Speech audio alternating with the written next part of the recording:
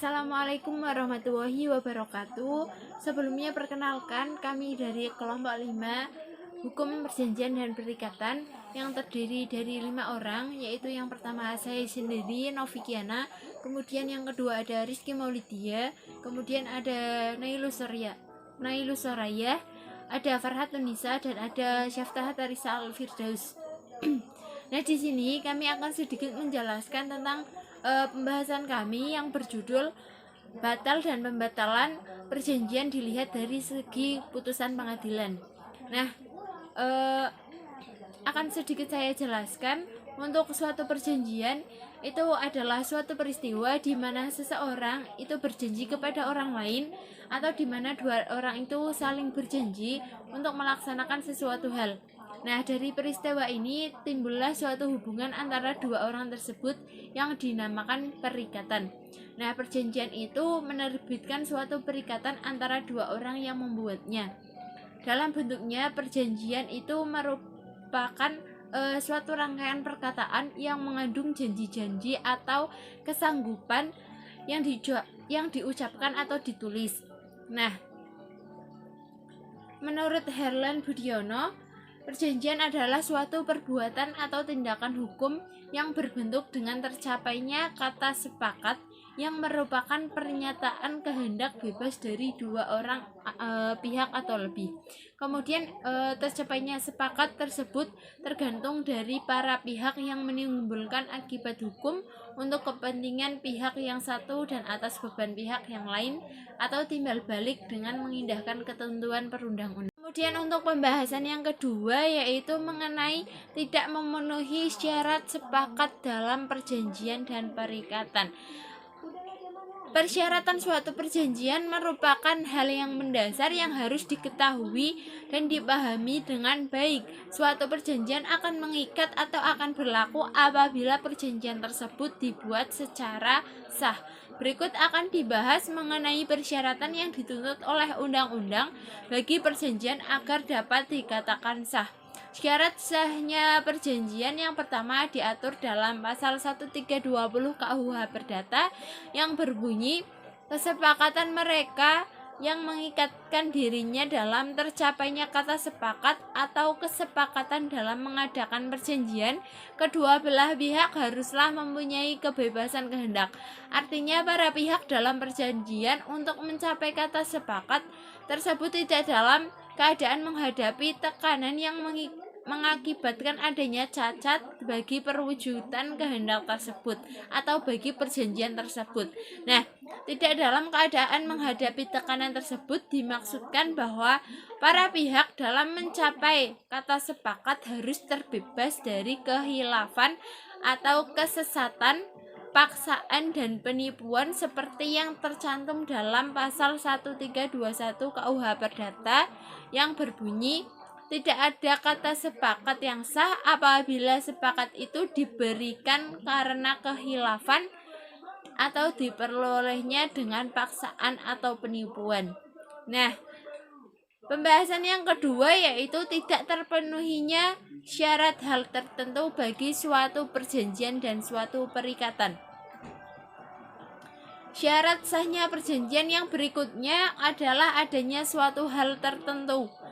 Dalam pasal 1333 KUH Perdata menentukan bahwa suatu perjanjian harus mempunyai pokok suatu benda yang paling sedikit dapat ditentukan jenisnya. Suatu perjanjian harus memiliki objek tertentu. Kemudian suatu perjanjian haruslah mengenai suatu hal tertentu. Maksudnya bahwa apa yang diperjanjikan itu hak dan kewajiban kedua belah pihak. Barang yang dimaksudkan dalam perjanjian paling sedikit dapat ditentukan jenisnya. Kemudian istilah barang dalam bahasa Belanda disebut sebagai zak. Zak dalam bahasa Belanda tidak hanya berarti barang dalam arti sempit, tetapi juga berarti yang lebih luas lagi, yaitu seperti pokok persoalan. Oleh karena itu, objek perjanjian tidak hanya berupa benda, tetapi juga bisa berupa jasa. Nah, Berdasarkan pasal 1334 KUH Perdata bahwa barang-barang yang akan ada di kemudian hari dapat menjadi pokok suatu perjanjian, tetapi tidaklah diperkenankan untuk melepaskan suatu warisan yang belum terbuka atau menentukan suatu syarat dalam perjanjian mengenai warisan itu, sekalipun dengan perjanjian orang yang akan meninggalkan warisan yang menjadi pokok perjanjian itu, kecuali jika dilarang oleh undang-undang secara tegas.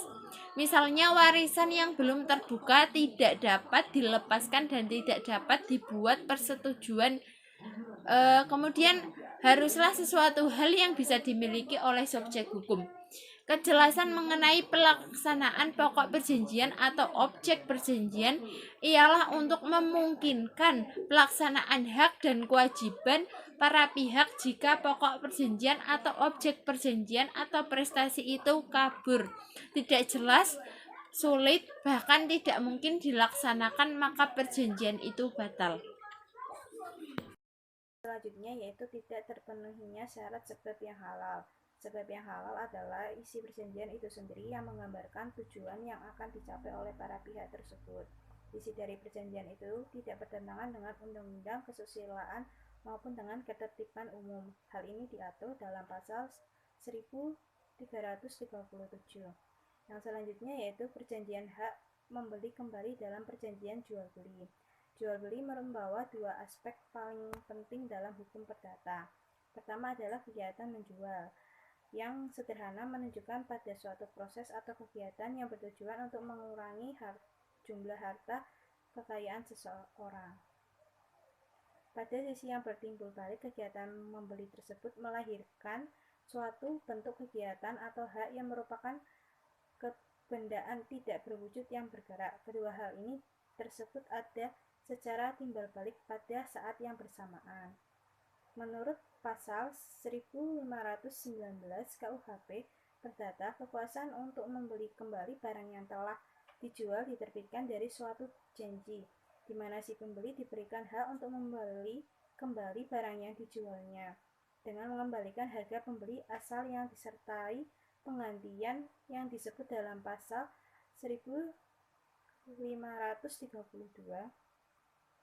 KUHP Perdata. Pergantian di pasal 1532 adalah pergantian penyelenggaraan pembeli dan penyerahan serta perbaikan terhadap barang tersebut. Artinya barang tidak bertentangan perjanjian tersebut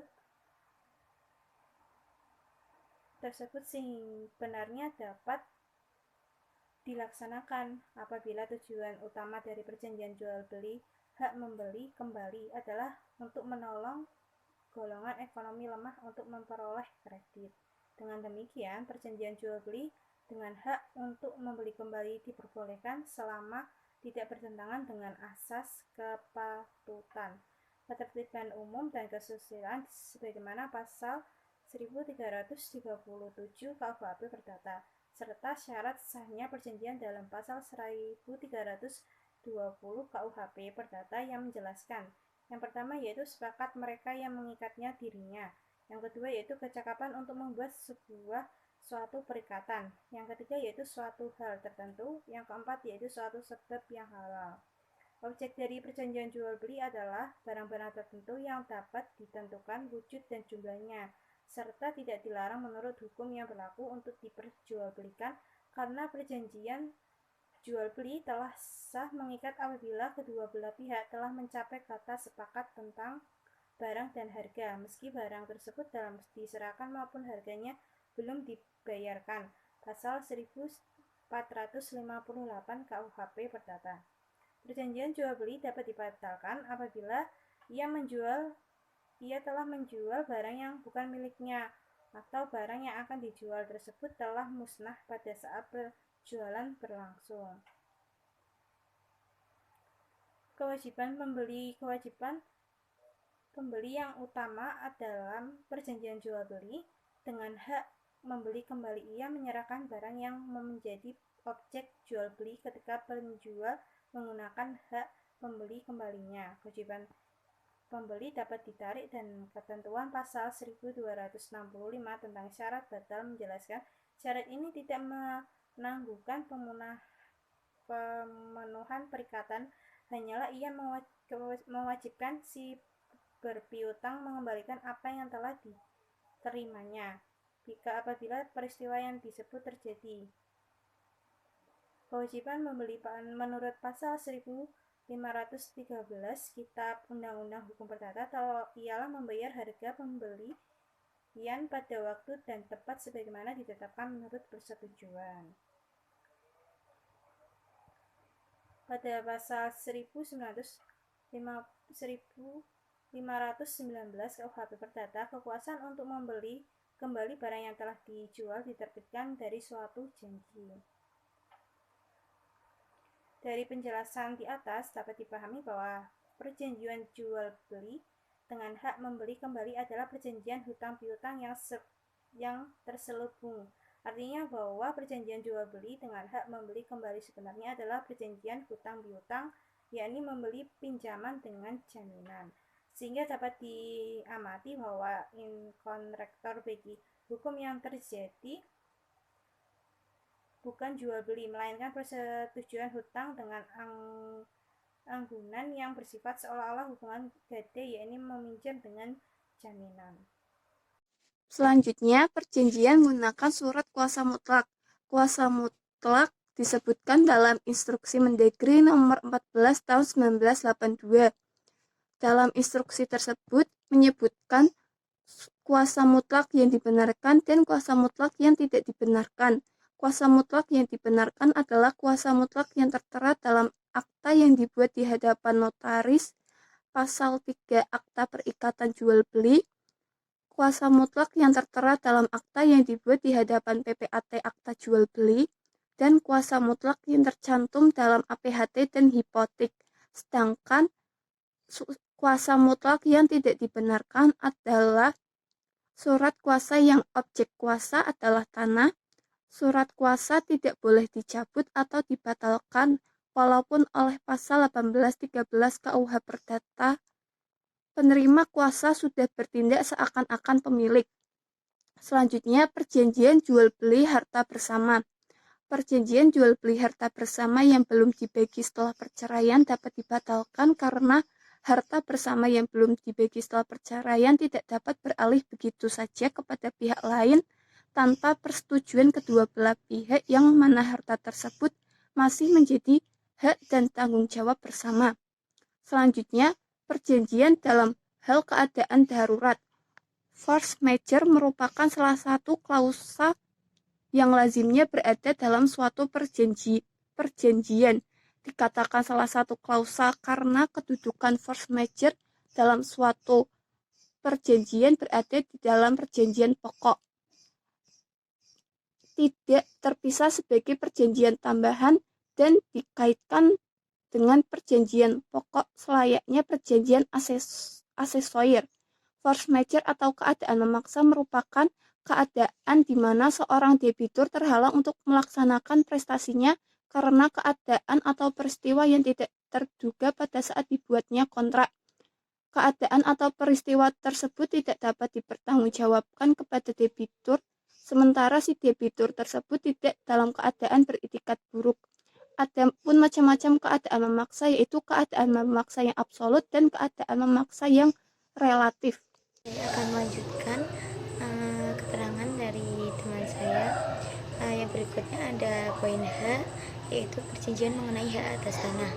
Perjanjian pengikatan jual beli hak atas tanah, selanjutnya disingkat PPJBHAT, merupakan suatu perjanjian antara calon pembeli dan calon penjual dengan objek hak atas tanah.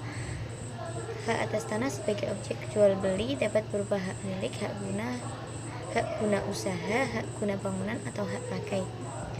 Yang dalam makalah sudah dijelaskan satu persatu.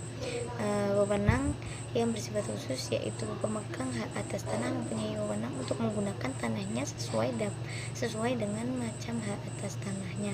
Misalnya, wewenang pada tanah hak milik adalah dapat untuk kepentingan pertanian atau mendirikan bangunan, namun HGB hanya untuk mendirikan bangunan, HGU untuk kepentingan pertanian. Di dalam pasal 16 ayat 1 Undang-Undang PA menyatakan bahwa terdapat hak-hak atas tanah antara lain sebagai berikut: hak milik, hak guna usaha, hak guna bangunan, hak pakai, hak sewa, hak membuka tanah, dan hak memungut hasil hutan. Selain itu, diakui pula hak-hak lain yang diatur pada peraturan lain dan hak lain yang memiliki sifat sementara. Hak milik mengandung hak untuk melakukan atau memakai bidang tanah yang bersangkutan untuk kepentingan apapun.